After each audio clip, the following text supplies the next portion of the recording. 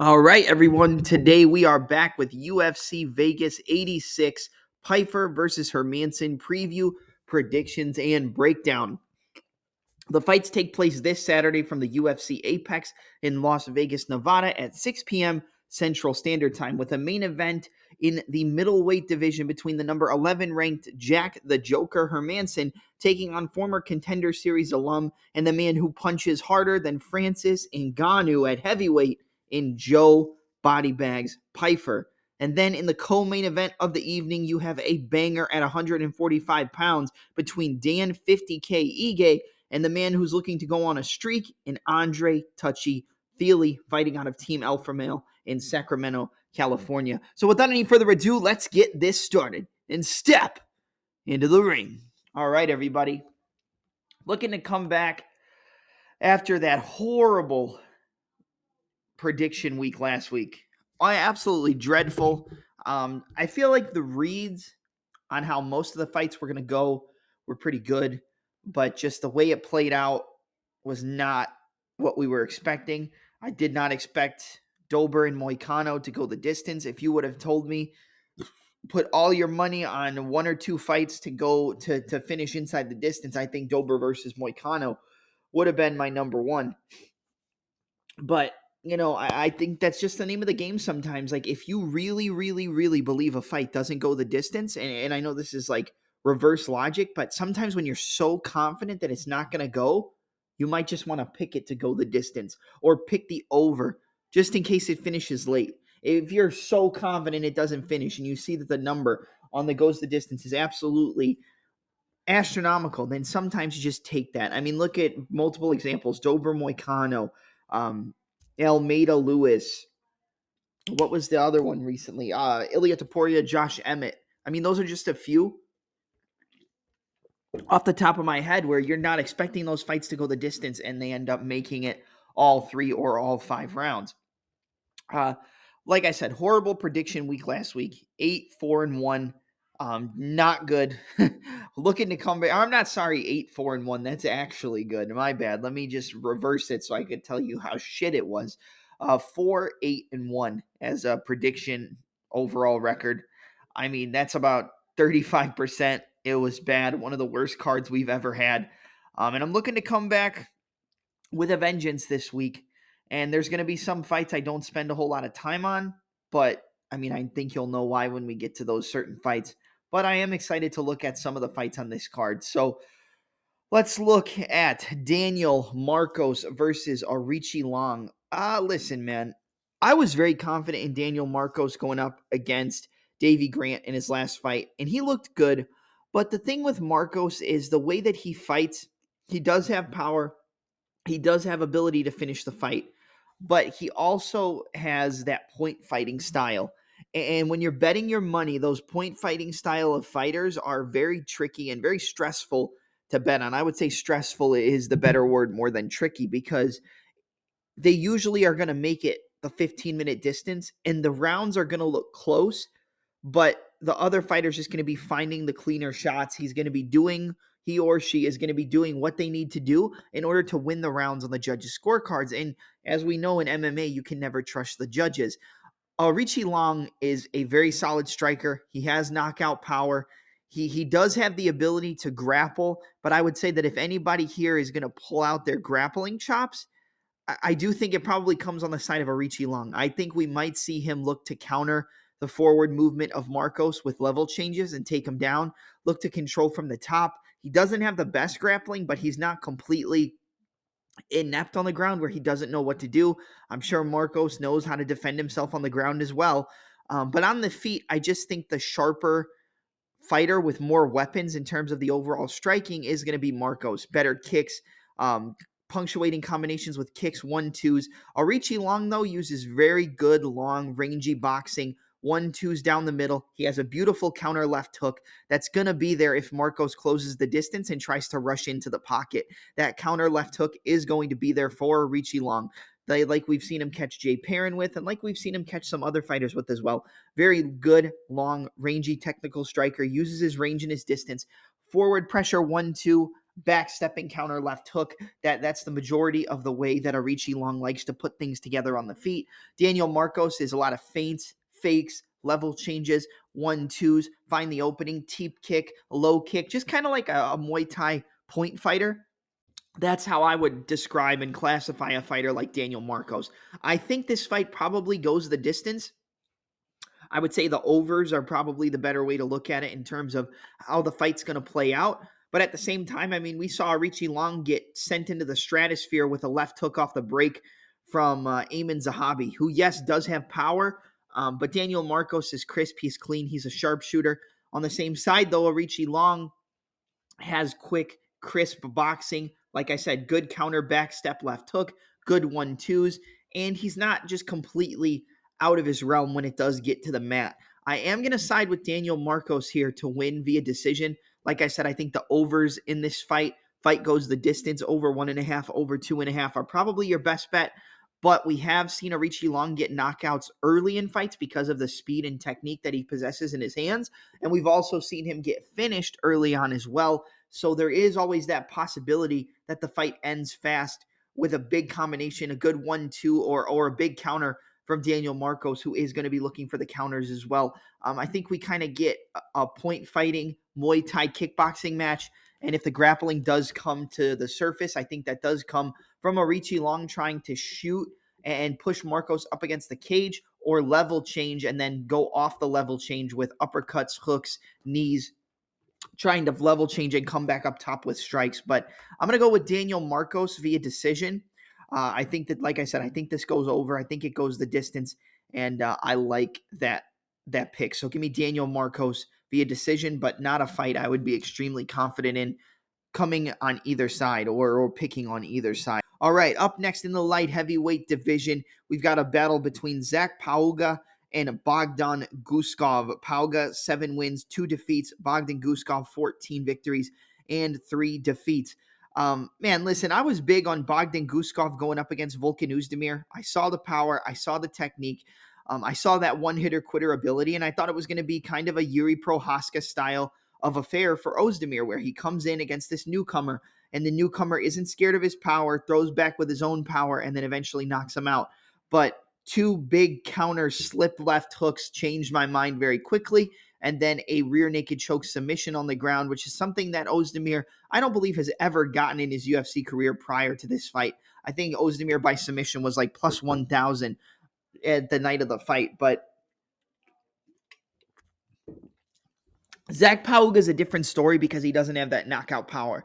And that, in my opinion, makes it a more difficult fight for Guskov over 15 minutes, but it makes it a less dangerous fight for a fighter like Guskov, and one where I feel like he's going to have more confidence in throwing his boxing combinations and really trying to sit down on his power. Pauga's a good striker. He mixes it up, lead head kicks, rear head kicks, mixes it up between the lead and rear side, switches stances, pops the 1-2s down the middle. He is a very technical fighter for a guy who was formerly in the heavyweight division. I feel like light heavyweight does suit him a little bit better, but Bogdan Guskov is a guy who, from what I've seen, he's pretty technical. We don't know too much, but having a 14-3 record, on the regional scene in another country, you always got to have those question marks. But I feel like Guskov has the power in his left hand, has the power in the straight right, has the power in the uppercuts and the hooks to catch a guy in Pauga who is a more well-rounded fighter and probably is going to look to resort to the grappling, cage pushing, knees inside the clinch, elbows, level change, takedown, rinse and repeat, and then maybe try to tire out Guskov enough to get a ground and pound TKO. I could see Pauga getting the wrestling, getting to the top position, and looking to land ground and pound, big elbows, big hammer fists, and eventually just draining and sucking the wind out of a fighter like Guskov. But I think the power of Guskov is going to be too much for a fighter in Pauga here. I'm not supremely confident. You can never be too confident in fights like this, because when a guy is known for his knockout power, known for his overall power, but not so much known for his durability, I think that is something you have to worry about. But again, Volkan Oezdemir is one of the hardest punchers in that light heavyweight division. So can you really fault the guy coming in on his debut against a fighter who fought for the UFC light heavyweight title back in the day against Daniel Cormier back at UFC 220? I'm going to go with Guskov here. I think that he is going to be able to find the chin of the much less durable, well, I wouldn't say much less durable, but the not supremely durable Zach Pauga. If Pauga wins, it's probably a late second round, late third round finish, or potentially making it to a decision. But I don't think I don't think Guskov has the cardio to make it 15 minutes just with the power and explosiveness that he has in his hands. And I know that Pauga's not going to want to keep it in that boxing range, more than likely going to want to keep it at kicking range or all the way in, all the way out, all the way in, over unders, double unders, pushing up against the cage. I think this fight could be very boring, but I am going to side with Guskov. I think he will find the chin of Pauga. Pauga gets hit, Pauga gets hurt, Pauga gets wobbled, he gets dropped. And I think with a guy like Guskov, who has power in his uppercuts, big power in his hooks, power in his straight punches, and is pretty technical with the way he moves around on the feet. He's not just a winging huge punches. You know, the punches that he throws are pretty technical, and he can throw them at short, compact distances, which makes the power a lot harder, which makes it a lot more powerful, and also makes it harder for the opponent to see. So I'm going to go with Bogdan Guskov by a first round TKO. But again, I know he's the underdog. I wouldn't tell you to go bet on a guy like Guskov. I wouldn't tell you to bet on a guy like Pauga because I don't think he's done nearly enough to be able to warrant anybody's money at this point. So I would take the finisher, who I believe to be Bogdan Guskov, you know, on paper and in the way that the fight plays out. Late finish probably comes from Pauga with the wrestling, takedowns, rinse, repeat, get in the top position. Early finish more than likely comes from Bogdan Guskov landing a big shot on the chin of Pauga and knocking him out. I'm going to go with the early side. I'm going to take Bogdan Guskov to defeat Zach Pauga via first round TKO. I think he catches him with a big uppercut as he goes for a level change or tries to close in on the clinch. It's either going to be a big uppercut or a short hook as he gets into that clinch range and tries to dirty box, gets dropped and gets finished. So give me the underdog at plus 115 in Bogdan Guskov, first round TKO over Zach Pauga. Up next, we go to a fight in the welterweight division. A very solid matchup here as well between Max Payne Griffin and Jeremiah Wells. I think this fight is a coin flip. I think a lot of people are very, very heavy on a fighter like Jeremiah Wells. And don't get me wrong, it makes a lot of sense. Wells is powerful. He moves well on the feet. He throws big looping hooks, overhands, hooks, uppercuts, and really just puts 100% into everything that he does. But he also has really solid wrestling to fall back on, good takedowns, good top control, does use that Dagestani wrist ride when he has like that half card referee's position up against the cage. He can wrist ride, break your base down, look for ground and pound, and he can control you if he does get you on the ground. And he has the wrestling to get it there. He's not a guy who will just wind up in those positions off of knockdowns. He is a guy who can shoot takedowns, get to the top position, control, and just overall drown a fighter. Drown fighters in his UFC career and outside of the UFC. We saw him lose his last fight via a third round anaconda choke to Carlston Harris. It looked like he was going to be able to get out, but Harris just had such a big squeeze, went over the top and underneath when he tried to go for a double leg. So his arms were like pretty much almost full wingspan, fully pulled away from the body, and was able to lock it up and just get that position from not even having his arm pulled in close to him, which shows the power and technique that Carlston Harris has if he gets a hold of your neck in that front headlock position. Jeremiah Wells is going to have the wrestling advantage. He's going to have the takedown advantage. He's going to have the aggressiveness advantage. But this guy is not the most durable. He finds a way to survive. He will find a way to stay in a fight, even if he does get clipped. You can't necessarily take anything away from him getting clipped by Matthew Semmelsberger, because we know Semmelsberger is a right-hander bust fighter. He doesn't really have good wrestling. He doesn't really have good takedown defense. He doesn't have a good get-up game. And if you get him to the ground, he's really not going to work his way back up to the feet. Look at the fight with Preston Parsons and Semmelsberger, where we picked Parsons on that side. I feel like Jeremiah Wells can get takedowns on a guy like Max Griffin. When it comes to his takedown defense, though, he defends 69% of the takedowns that his opponents shoot on him, and Jeremiah Wells only has a 43% takedown accuracy rate. Now, I do think that accuracy rate is a little bit, I feel like it's a little bit skewed and it doesn't tell the full story, because it's not that Jeremiah Wells only shoots one takedown. He's a chain wrestler. He'll shoot a double to a single, back to a double, and he'll go for it and go for it and go for it and go for it until he eventually gets it. He averages about 4 takedowns per 15 minutes. But once he gets you to the ground, it's very hard for the opponent to work their way back up to the feet. So he has good ability to control from the top position, good ground and pound, good ability to look for submissions of his own.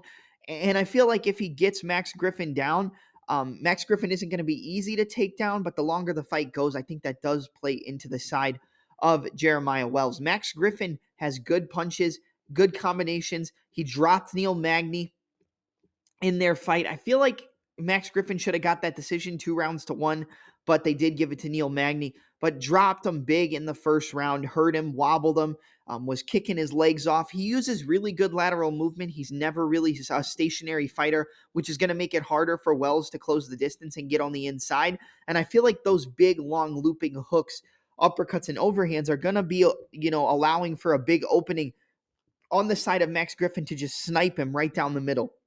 Jab, 1-2, a counter left hook. The straight right hand from Max Griffin, I feel like is going to be a big, big problem or a big problem for Jeremiah Wells. Jeremiah Wells is going to be throwing those big looping wind-up punches, and I feel like he's going to get tagged. I think this fight could play out very similar to the Matthew Semmelsberger fight, where Jeremiah Wells gets the takedowns. He's able to control Max Griffin for a prolonged period of time, but when the fight stays on the feet, Max Griffin's able to find those right hands, able to find those switch stance combinations, punctuating the combos with the low kicks, and just touching up Jeremiah Wells, but getting a lot of power into his right hand because it's straight and to the point, and it's not going to be a wide looping shot.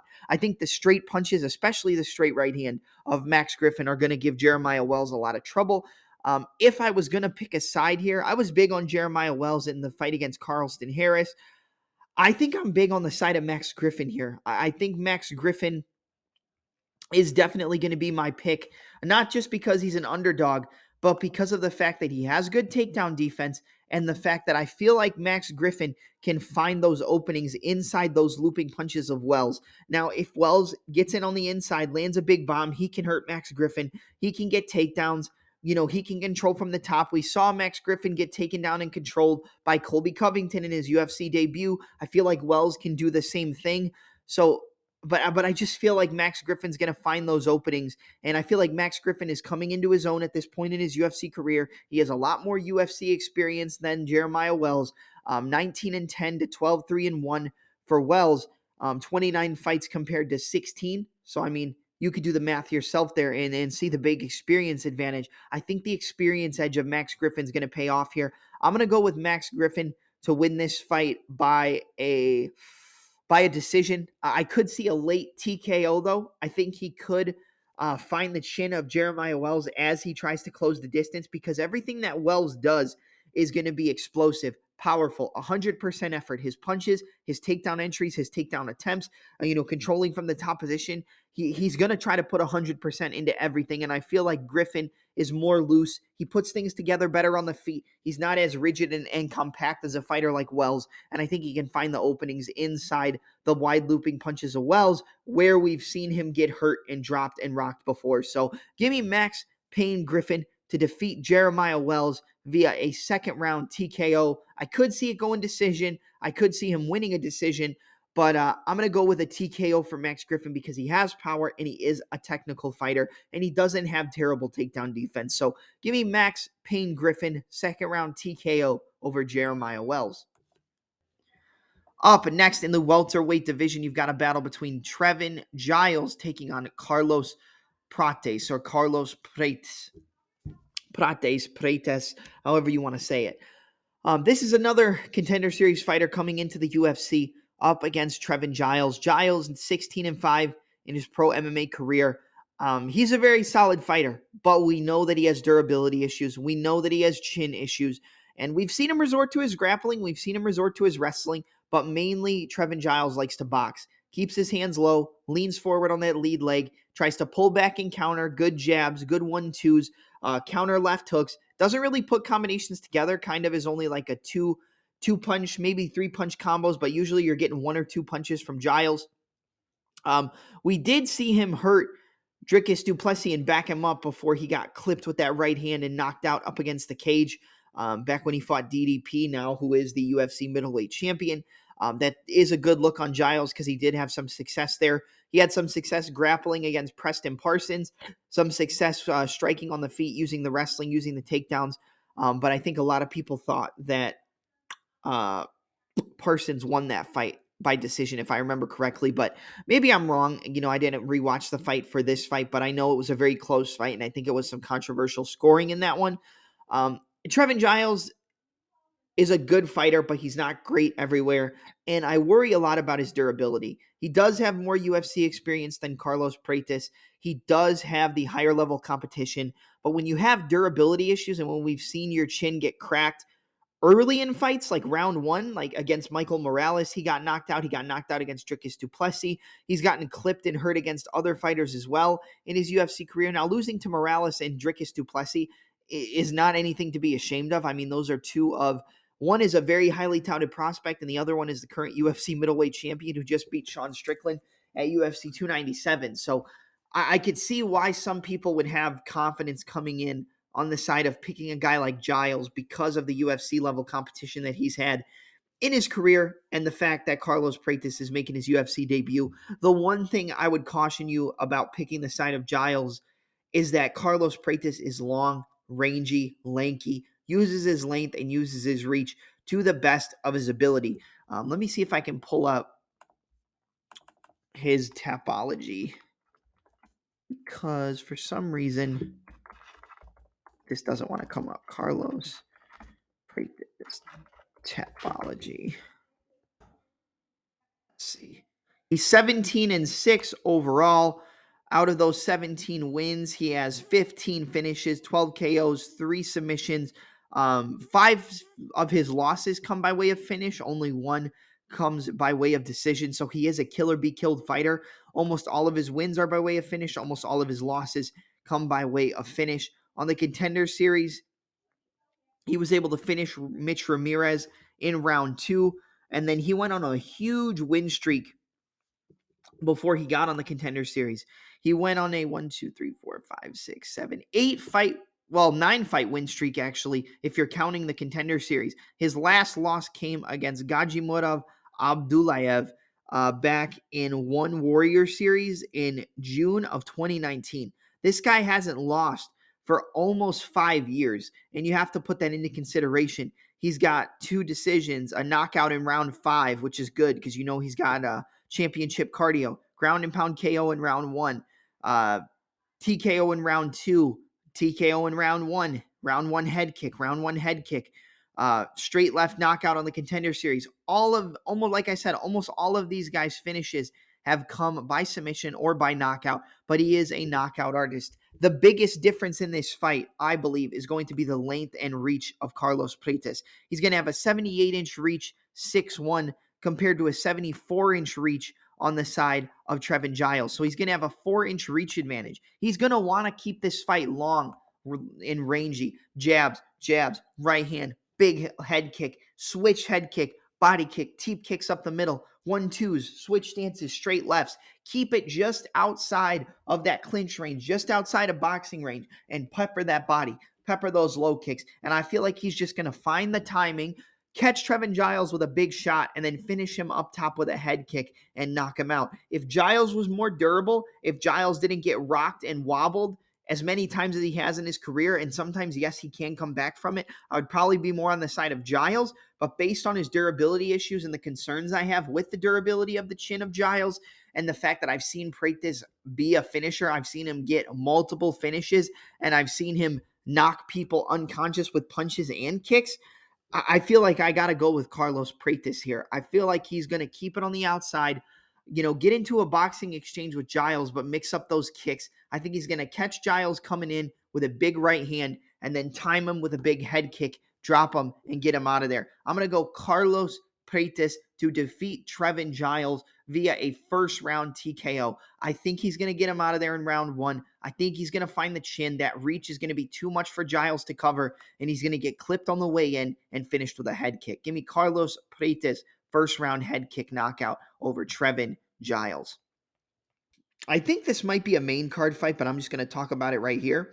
You've got the middleweight debut in the UFC of Ihor Potieria coming back after that wild fight against Rodolfo Bellato, where he pretty much had him dead to rights, knocked him down multiple times in round one, and then Potieria was able to come back, land big combinations, tire out or I'm sorry, yeah, Bellato was able to come back, tire out Poteria, drop him, take him down, get in the top position, and land some ground and pound and finish him off. I had round one, round two submission for Rodolfo Bellato at like 14-1. I was so mad when he got the back of Poteria that he didn't try to go for the submission and just pounded it out with the ground and pound. I always get on the wrong side of that. If it's a fighter I back by TKO, they get in the top position and they go for a submission. If it's a fighter who I back by submission, they have the opportunity to get the submission after they hurt the opponent and they go for the TKO instead. So, life of trying to bet on MMA and get the good odds. But Poteria versus Robert Bryzek. Bryzek is a fighter out of Octagon, which I believe it's in Russia or Lithuania, something like that. But Poteria is not a good fighter, man. Like, I know he had good moments against Bellato, but we've seen Bellato get chinned and hurt multiple times in his fights before. I didn't think it was going to happen. I didn't think Poteria was going to hurt Bellato, and yes, that fight could have been stopped, but this is down at 185. He's going to be in better shape. He's going to probably be more lean, more cut than he was at light heavyweight, but I feel like his durability is going to decline because of the fact that this fight is at middleweight. Being a light heavyweight and dropping that fat, it's going to make you look better, but your cardio might suffer because you're not used to fighting at that weight, and your durability is going to be a concern. And going up against a fighter in Robert Bryzek, who is decently technical, but I mean, this guy's just going to walk forward, get in your face, and try to knock you the fuck out from the start of the fight till the finish. And that's just the way that this guy fights. He's going to walk forward, big left hook, big right hand, big uppercut. That's the way that this guy is going to be looking to put you away. There isn't any pity pat. There isn't any, touch, touch, touch, blah, blah, blah. It's going to be big uppercuts, big hooks, big overhands, and trying to put you out. He has decently technical boxing, and the minute he touches these guys' chin, they tend to fall apart. And I feel like we're going to get a similar situation here with Poteria, because Poteria is a decent striker. He has decent power with his, hands low style, stance changing combinations in and out, blah, blah, blah, touch, touch, touch, da, da, da, da.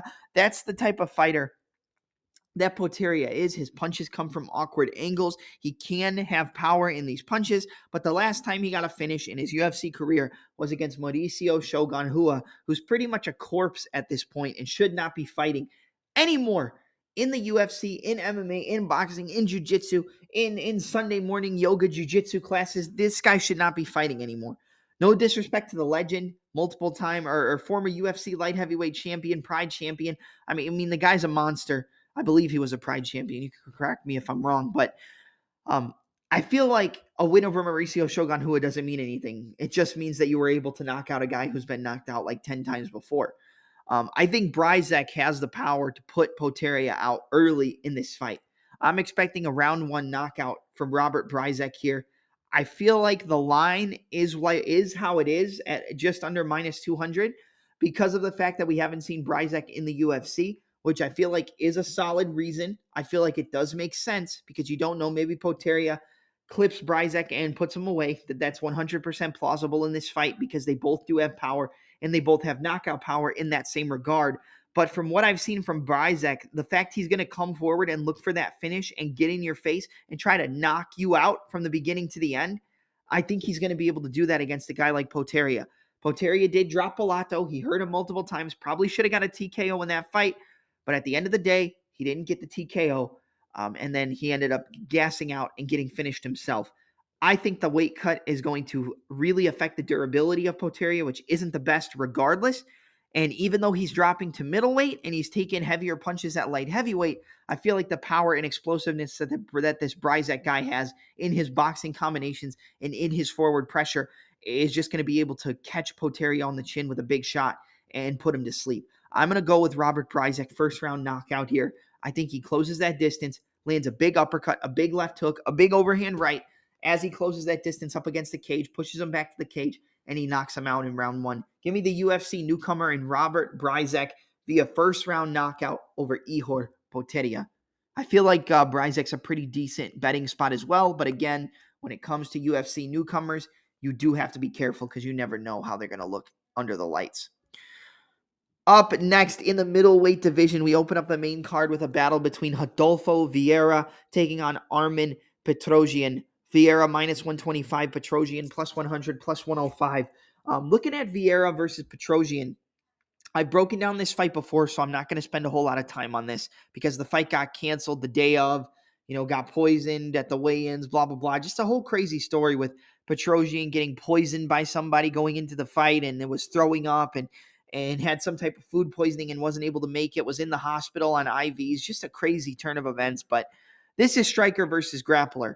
The one thing I will say is that I believe Rodolfo Vieira's striking has gotten better, but the one thing that hasn't gotten better is his ability to take a punch. This guy does not like to get hit. He'll shoot for takedowns for his life. He'll shoot 10, 15, 20 takedowns. And if you keep stuffing him like Chris Curtis, he did stay in the fight with Curtis and didn't get knocked out, which is something I was surprised about. But at the same time, I feel like Armen Petrosyan is going to have a lot more weapons than Chris Curtis, and he's going to have a lot more output than Chris Curtis when the striking combinations do start to fly. Petrosyan is a former Glory kickboxer. He mixes up his combinations well, punctuates it with low kicks, body kicks, head kicks. I feel like body shots and body kicks are going to be the biggest weapon for a guy like Petrosyan in this fight against Vieira. I feel like Vieira is still terrified to get hit. If the first round starts and Vieira gets the takedown and gets to the top position right away, he's more than likely just going to lock up a submission and submit Petrosyan in the first round. He did get a submission against Cody Brundage. I believe it was late in the second round or early in the third round. And Brundage dropped him multiple times and he was able to come back and find a way to win. So I feel like he does have more heart, but this guy still doesn't like to get hit and this guy still isn't durable. Petrosyan, however, doesn't have the best takedown defense. If you look at a guy like Petrosyan, he's sitting at a 36% takedown defense. However, Rodolfo Vieira has a 26% takedown accuracy rate. I feel like if Petrosyan keeps this fight on the feet and is able to survive the first round, I mean, he'll probably get taken down at one point. But if he's able to survive that first round and not get submitted by Vieira, which is a big task, then round 2 and round 3, I feel like are going to be all Armen Petrosyan. I think he's going to be able to land those straight punches, the 1-2s, the body kicks, the counter kicks, the counter combinations. I mean, he beat Christian Leroy Duncan. We saw what Leroy Duncan just did to Dennis Tululin. I feel like people really wrote off Christian Leroy Duncan going up against Armen Petrosyan, but wrote him off after that loss to Petrosyan. But we saw how good he looked against Dennis Tululin. But again, Tululin isn't the most durable fighter either. But I feel like Armen Petrosyan is a guy who is very solid on the feet. He keeps his distance. He knows when to throw his punches. He knows when to throw his kicks. He finishes his punches off with his kicks. He can go kicks to punches, punches to kicks. He uses good footwork, good movement. He doesn't just walk forward in a straight line. And I think the speed and technique on the feet from Petrosyan is going to be too much for Rodolfo Vieira, who I know is going to be looking to close that distance and get those takedowns early. I feel like Petrosyan is going to be wise to it. I would say Petrosyan mid to late second round TKO. I feel like he will clip Vieira and he will put him out. I just hope if he drops Vieira, he doesn't follow him to the mat. I know Anthony Fluffy Hernandez got a submission on Vieira when he was already a big underdog, but I don't think Petrosyan's a guy who should follow him down to the floor because he doesn't have the jiu-jitsu acumen of a fighter like Fluffy Hernandez. So I'm going to go with Armen Petrosyan via second round TKO. I feel like he is going to find the chin of Vieira. He'll survive early, stuff those takedowns, get him tired, and then start ripping the body with body shots, big switch kicks to the body, low kicks, 1-2s down the middle. And I think he's going to make Vieira wilt and put the pressure on him and get him out of there in the late portions of the second round. So give me Armen Petrosyan second round TKO over Rodolfo Vieira. If I was going to bet this fight, I'll give this to you here. I would do Armen Petrosyan round 2, round 3 TKO on FanDuel with the KO TKO round props. I feel like that's the best way to attack this fight is Armen Petrosyan KO round 2, round 3. If you're going to go Vieira, I would say Vieira sub round 1, round 2. But I'm going to side with Petrosyan. I'm going to side with the fighter who I believe has way more weapons and whose takedown defense isn't the best, but I feel like it's getting better. So give me Armen Petrosyan round 2 TKO over Rodolfo Vieira. Up next, Michael Johnson versus Darius Flowers. I'm going to keep this short and sweet. I'm not even really going to break this fight down because we know what Michael Johnson fights look like. 22 victories, 19 defeats, 12-6-1 for Darius Flowers. I'm going with the underdog in Darius Flowers. I feel like Michael Johnson is going to be faster. He's going to be cleaner. He's going to be slicker. But Johnson's always winning a fight until he makes one mistake and he gets finished off. I know Darius Flowers got taken down and got submitted by Jake Matthews in his UFC debut, but this guy has big power, big knockout power, and he can grapple. I just feel like he got caught off guard by Jake Matthews. And we know that Michael Johnson isn't going to be looking to push those takedowns and push that wrestling. Darius Flowers, I feel like, is going to catch Michael Johnson on the chin. I wouldn't say round one. I could see round one because we saw him get knocked out with that big overhand from Josh Emmett. We saw him get knocked out with that big overhand from Diego Ferreira. We see him, almost winning fights and looking like a minus 2,000 until he makes one mistake and falls up and gets submitted, or makes one mistake and gets clipped. This guy doesn't have the durability anymore. This guy doesn't have the submission defense. This guy has good takedown defense, but I feel like Flowers and the power of Darius Flowers is going to be too much for a guy like Michael Johnson at this point in his career. I can't trust Johnson as far as I can throw him. I've backed him multiple times. I backed him against Jamie Malarkey by TKO, and he couldn't get it done for me. I was pretty pissed off about that one, but I'm going to go Darius Flowers just because of the lack of faith I have in Michael Johnson at this point. I mean, 22-19, some really big wins over the likes of Dustin Poirier. Was on his way to a win against Josh Emmett, win over Mark Casey, win over Tony Ferguson, win over Edson Barbosa. I mean, this guy's beaten some of the best, hurt and wobbled Khabib Nurmagomedov before he got finished by him via submission. But I think Flowers is younger in terms of his overall MMA mileage. I feel like he has not bigger power, but I feel like he's more durable at this point in his career. And I think Michael Johnson is just done at this point. I don't know why this guy keeps fighting. Maybe he'll prove me wrong. This isn't a fight I would bet on, but if I was going to bet, I would put my money on Darius Flowers as the underdog, and probably Darius Flowers by TKO. I'm going to go Darius Flowers round 2 TKO over Michael the Menace Johnson. So that's my pick for this fight. Not a whole lot to say about it. I just have more faith in Flowers than I have in Johnson at this point. All right, now we move to the featured bout of the evening in the UFC middleweight division between Brad Tavares taking on Gregory RoboCop Rodriguez. This is a really solid fight. One of the best fights on the card, and a fight that I do expect to finish in. I expect a finish from either side. I would say that the higher likelihood of a finish would come from Gregory Rodriguez. Rodriguez does have good grappling. He does have good submissions. I mean, he is, I believe, either a brown belt or a black belt in Brazilian Jiu-Jitsu, but a lot of the times this guy just likes to walk forward, get in your face, and go to war. I mean, his name is RoboCop because he's basically got the durability of the RoboCop. He's got the durability of a Terminator. He's going to walk forward, get in your face, and go to war with you.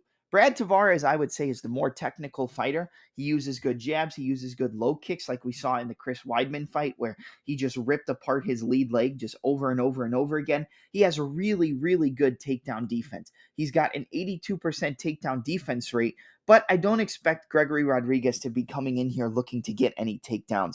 Tavares is good with the jab. He's good with the 1-2s. He uses good lateral movement, and he can put his combinations together. He's a very solid kickboxer. There's a big power difference, however, on the side of Gregory Rodriguez, and there's also a big durability concern on both the Rodriguez and Tavares side. Both of these guys can get clipped. Both of these guys can be hurt. Both of these guys can be finished at any point in a fight. I would venture to say that I think Tavares might be a little bit more durable, but then again, we saw him go to war with Bruno Silva and get clipped with a big overhand right and knocked out, but he got rocked and wobbled prior to that KO. We saw him get put away with that head kick by Edmund Shabazian. However, we did see him go all 5 rounds with Israel Adesanya earlier on in his career. Tavares has fought the who's who, but he's not really known as a finisher.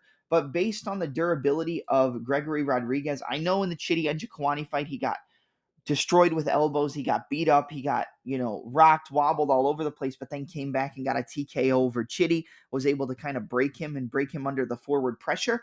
I think that Tavares is going to be a harder guy to break. But I do think that eventually Gregory Rodriguez is going to catch Tavares on the chin with a big overhand or a big left hook and eventually put him down and knock him out. I would like to say that I think the better overall fighter is Brad Tavares. And if it goes all 15 minutes and it goes to a decision, I would say it's going to be the volume and overall output of Tavares versus the damage that Rodriguez causes. But at the same time, Tavares can crack. He's not known as a knockout artist, but he can throw, and his shots are very crisp and very technical. And against a guy in Rodriguez who does have chin issues, and we've seen him get rocked and wobbled before, we saw him get knocked out with one big shot from Bruno Ferreira. I think that this guy can be hurt enough to maybe where it sways the judges towards the side of Tavares. But if it goes the distance, I would venture to say more than likely it's going to go to the UFC veteran in Brad Tavares. But I don't see it going the distance. I think it's going to be a firefight. I think Tavares is going to try to keep it clean. He's going to try to keep it technical. He's going to try to keep it at the distance that he wants the fight to play out at. Maybe he's going to try to shoot a couple takedowns to offset Rodriguez. But I think the uppercuts, the dirty boxing, the 1-2s, the big hooks, I think eventually Rodriguez is going to catch him with a big uppercut. He's going to drop him, and he's going to get him out of there. I'm going to go with the RoboCop. Give me Gregory RoboCop Rodriguez to defeat Brad Tavares via a second-round TKO. I could see it being in the first round. I'll go first round. We'll go first-round TKO for Gregory RoboCop Rodriguez over Brad Tavares, but I would not be surprised if Tavares put away Rodriguez because of the things we've already talked about with the durability concerns and the technical ability of Tavares' boxing and kickboxing. But I am going to go with the RoboCop to find the chin. So give me Gregory RoboCop Rodriguez, first round TKO.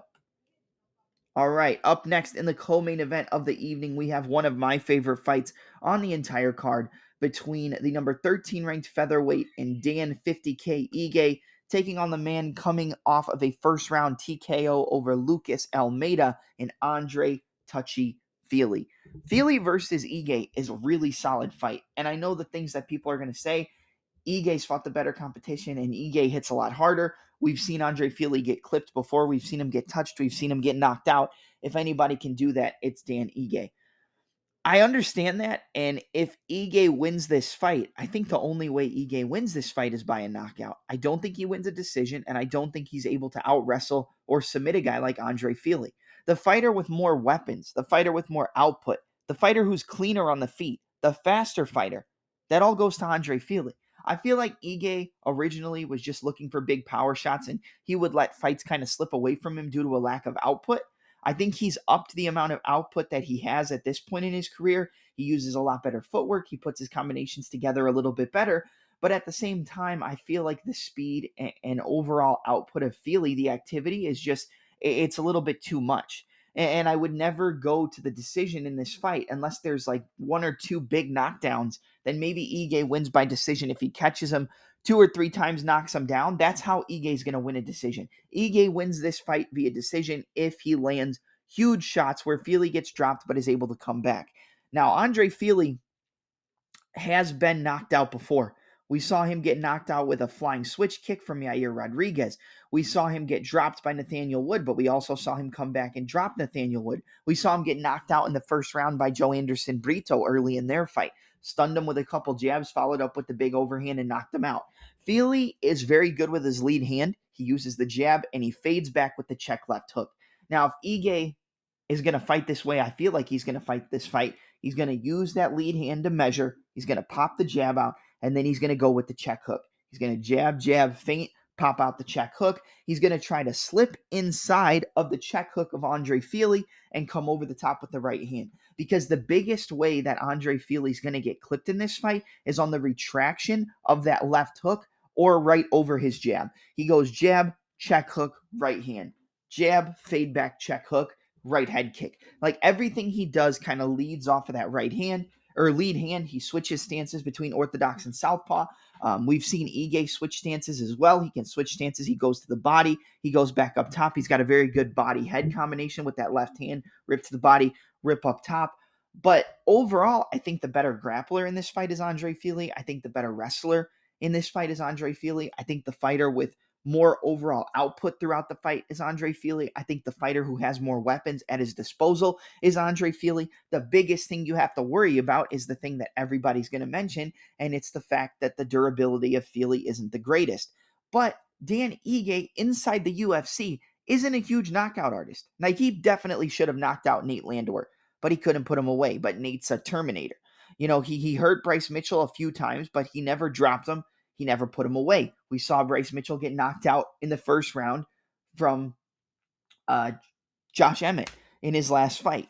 That was a fight where we picked Emmett, but that's besides the point. I feel like Ige can win. Ige has really good boxing. He keeps that rear hand very high. He rips to the body with the left hook, comes back up top. He's got very tight, crisp, clean combinations that can catch Andre Fili in between his combinations. But Fili's going to be the longer, taller fighter, 5'11 to 5'7", 74-inch reach to a 71-inch reach. So that's a 4-inch height advantage and a 3-inch reach advantage. It's going to be the case of if Fili can keep it just outside of boxing range and at kicking range, then I think Fili wins this fight. And if he can use a pulley effect, at least that's what I call it, where you'll stay on the outside, jab, right hand, low kick, head kick, keep it at kicking range, and then when the opponent tries to come in and crash that pocket, you change levels. So you're keeping him on the outside, but then you're pulling him in, hoping for a counter, and then you're changing levels and getting the takedowns. I think the wrestling is a big weapon for Fili in this fight. I think Andre Fili can use the wrestling and can use the wrestling quite successfully to score rounds as long as he doesn't get dropped. This fight all plays out on if Dan Ige can catch Andre Fili and knock him out. It's 100% possible. It's way more likely that Fili gets knocked out than it is Ige gets knocked out by Fili, because I don't think Fili technically is known as this knockout artist. I know he knocked out Almeida, but Almeida has some durability concerns. But the one thing I will say is I would not be surprised if Andre Fili got a TKO here against Dan Ige, just because of the fact that he uses those head kicks, just because of the fact that he is so much longer and taller. I know it's only a 3-inch reach advantage, but the way he uses that reach is what's important. And I feel like that right hand down the middle, the 1-2, it's going to be a big problem. But if Ige can slip, bob and weave, roll his way on the inside, rip a left hook to the body, come over the top of the jab with the right hand, or slip inside with an overhand right, then come back with that left hook on the inside, that's where Ige's going to win. Ige's going to win this fight on the outside. Fili's going to win this fight on the outside. This is a very, very difficult fight to predict because I could see, like we said, Ige chinning him. I could see Fili knocking out Ige by catching him with a big shot. I could see Fili out wrestling. I could see Fili winning on a decision. I'm going to go with Andre Fili. Now, the last time we saw this type of fight, it was Gavin Tucker going up against Dan Ige, and Ige knocked him out early in the first round. We've seen Fili get knocked out early in round one, but I have a little bit more faith in Andre Fili than I think a lot of people do. I didn't have a ton of faith in him going against a knockout artist in Lucas Almeida, which would make you think, why would I have, faith with him going against Ige? And you have a fair point, because Ige's fought the better competition and he definitely hits harder than Almeida. But I feel like Fili's going to play this fight smart, and I think we're going to get Andre Fili by decision. So give me Andre Touchy Fili to win this fight, 29-28, unanimous decision on the scorecards. He probably gets clipped with a big shot at one point, but I think he can survive, because although Ige has power, although Ige does get knockouts, he doesn't get that many knockouts in his UFC career. But I do think even if he doesn't knock him out, he could have the big moments that could sway the rounds. But I'm going to go with the overall more well-rounded fighter. I'm going to go with the fighter who I think has more ways to win, and that's Andre Fili. So give me Andre Touchy Fili to win as the plus 140, plus 145 underdog via 29-28 unanimous decision. All right, up next in the main event of the evening in the middleweight division, you have Joe Body Bags Pyfer taking on the number 11 ranked Jack the Joker Hermansson. I'm going to keep this short and sweet, and I don't think anybody would disagree with how I'm going to break this down. Hermansson is going to want to keep this fight on the outside like he did against Chris Curtis. Use those low kicks, inside and outside low kicks. Use the jab. Use the right hand to the body. Jab, left hook, move around, front kick to the body, low kick, front kick, head kick, and kind of just move around and outpoint Joe Pyfer, get a takedown, and submit him. Jack Hermansson in this fight is submission or bust. He has to get Pyfer to the ground. He has to lock him up in a submission, or he's going to get finished. There's going to be a finish in this fight one way or the other. And in my opinion, it's 100% going to be on the side of Joe Pyfer. We've seen Jack Hermansson get knocked out. We've seen him get dropped. We've seen him get TKO'd. We've seen Joe Pyfer. I believe Pyfer has been submitted in his career. Let me check that out just to make sure. Joe Pyfer.